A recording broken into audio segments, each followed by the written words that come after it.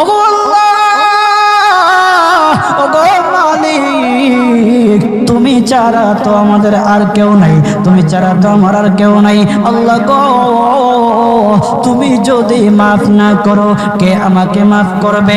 তুমি যদি মাফ না করো কে আমাকে মাফ করবে? তুমি যদি আমাকে মাফ করো তাহলে তোমার কোনো দিকে কমবে না, তুমি যদি আমাকে মাফ না করো তোমার কোনো দিকে বাড়বে না।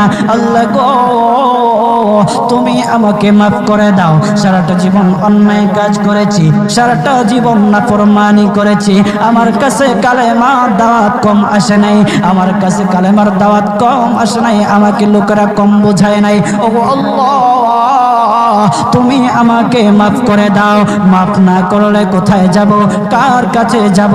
বাবা যখন মারে তখন মার কাছে আশ্রয় নেওয়া যায়, মা যখন প্রহার করে তখন বাবার কাছে আশ্রয় নেওয়া যায়, বাবা মা যখন প্রহার করে তখন দুনিয়ার কারো না কারো কাছে আশ্রয় নেওয়া যায়। ও আল্লাহ,